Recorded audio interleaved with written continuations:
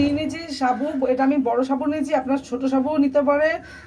জিরে ভাজা, নুন আর লঙ্কা নিয়ে নিয়েছি। সাবুটাকে 5-6 ঘন্টা ভিজিয়ে রেখেছি।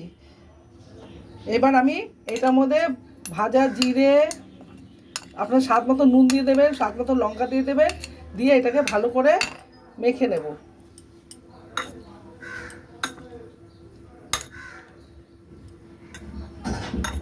আমার সাবুটা ভালো করে মাখা হয়ে গেছে। আমি 3টে কৌটোর ঢাকনা নিয়ে নিয়েছি, সেটাকে এবার তেল দিয়ে ভালো করে মেখে নিচ্ছি।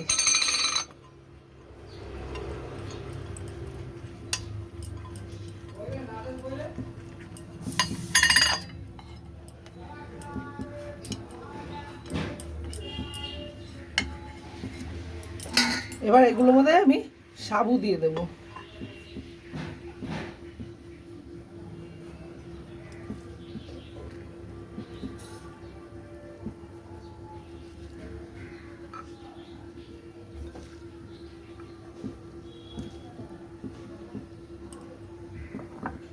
ডেচকি বসিয়ে দিয়েছি, তাতে জল ফুটে গেছে। এবার আমি তার মধ্যে একটা থালা বসিয়ে দিলাম, তারপরে এই সাবুগুলো দিয়ে দিচ্ছি। দিয়ে এবার আমি ওটাকে ঢেকে দেব।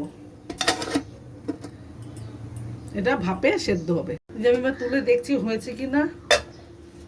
দেখুন, এটা আমার মনে হচ্ছে হয়ে গেছে।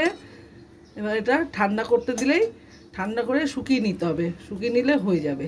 দেখুন আমার যে পাঁপড়গুলো একদম শুকিয়ে, রোদে শুকিয়ে আমি একদম শুকিয়ে নিয়েছি। এবার এগুলোকে আমি ভেজে নেব। কড়াইতে তেল বসিয়ে দিয়েছিলাম, এই তেলটা গরম হয়ে গেছে। এবার আমি পাঁপড়টা ছেড়ে দেব।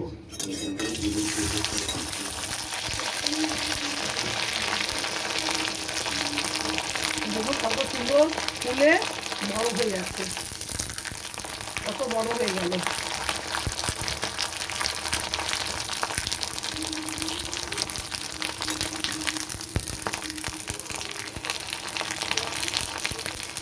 পাঁপড়টা ফুলে কত বড় হয়ে গেছে, এটা হয়ে গেছে। আমি এবার পাঁপড়টাকে তুলে দিচ্ছি।